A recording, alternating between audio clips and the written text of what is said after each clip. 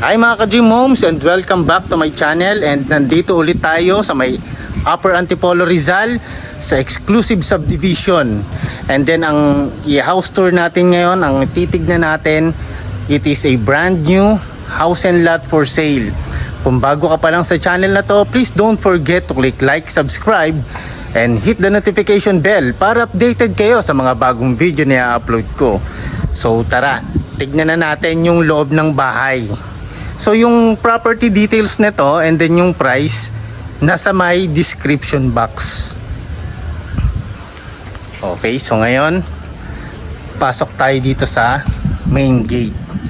So ito no, almost finished na itong property. And then ito guys, ang sabi ni seller, ila-landscape pa nila yan. So kung titignan yung mabuti guys no, ang ganda ng design ng facade ng house. And then guys, ito 2-car garage to. So tandem. Ayan. So tignan muna natin yung nasa labas ng property. And then dito merong kitchen dito sa may labas. And ang kagandahan dito, meron siyang basement. Okay. So dito naman, itong part na to guys, pwede nyo itong gawing tambayan or pwede nyo itong gawing laundry area dito sa may baba ng stairs. So malaki yung space dito. And then dito kasi merong tao dito sa may basement, may natutulog dyan, so hindi natin makikita. So later na lang guys kung mabubuksan. Yan na pala si sir. Eto. So ngayon guys, ito masisilip natin yung basement area. So ito guys no, pwede natin gawing ano to, family area. And then meron ding stairs papunta doon sa may loob ng bahay. And then ito, kung mapapansin nyo, meron siyang sariling cabinet. Pwede nyo itong gawing cinema room. Okay. And then makikita nyo yung tiles, ang elegant, may mga pin lights na rin dyan. And then dito, nandito yung maid's room. So ngayon may mga gamit pa. Okay, so ngayon labas ulit tayo. Doon tayo pumasok sa may main door ng property.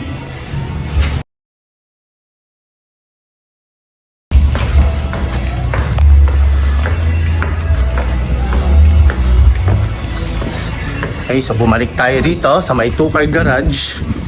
Tandem siya. Ito pala. Okay, so ngayon nandito tayo sa may main door, double door siya. So ito. And then pagpasok natin ng property, ito yung bubungad sa inyo. Meron ditong waiting area, which is kung may bisita kayo, pwede silang pumesto dyan. And then ito guys, living area, dining area, and yung kitchen area. Kung mapapansin nyo, ang ganda ng flooring. It is a marble design guys. And then ang daming mga hanging lights. And may mga kasamang pin lights na rin siya. And then dito, this is your dining area. Kasya dito, 5-seater table. And then meron door dito. Access yan dito sa inyong car garage. And then ang ganda naman ng color combination nito ng kitchen. Merong red, white, and black color. And then ito pala, ipapakita ko sa inyo itong part na to, which is the secret door.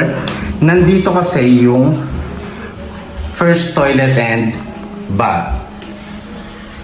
Okay, may niche. And then makikita nyo yung tiles is floor to ceiling na rin. Okay, so secret siya. So hindi nyo siya basta-basta makikita. Ayan. And then itong part na to, this is your breakfast nook. Ayan. And itong stairs na to guys, ito naman yung access papunta doon sa tinignan natin kanina sa may family area. So ngayon proceed tayo sa may second floor. Sa may second floor guys, tatlo naman yung kwarto rito. So unahin natin yung dalawang kwarto rito. So this is the first bedroom. So yan. Meron na rin siyang big window dito. And then ito yung inyong view. And mapapansin nyo ang ganda ng design dito sa wall niya. And meron siyang sariling cabinets. And tignan na rin na natin to. Itong toilet and bath ng dalawang bedroom. May shower space, may sliding door na rin dyan, sink and toilet. And puntahan natin itong kwartong to. So ito, sure na sure ako pang babae ito. Okay, so ngayon, meron dito sa baba, study table, meron siyang built-in cabinets, and nandito naman yung kanyang bed. And then dalawa yung kanyang. Ang ganda ng ginawa dito ni seller, no? Para ma-maximize yung space ng kwarto. And sa last part, this is the master bedroom. So sa master bedroom, merong dalawang huge window, meron siyang balcony, merong toilet and bath, and meron din siyang sariling cabinets. So ito muna yung silipin natin. So this is the master toilet and bath. Okay. So may cove ceiling, may mga pin lights, may niche, may shower space. So ito siya. And nandito sa may left side yung inyong built-in cabinets. And sa last part, ito naman yung balcony ng master. So wow, ang ganda ng wall design dito. Ang galing ng ginawa rito ng seller, no? And then ito, no, guys. Ito yung isa sa mga ginawang design ng seller. Ayan guys, and then ito yung inyong view sa harapan. So malaki yung space ng kalsada, tahimik, and mahangin dito sa part na to, sa may subdivision.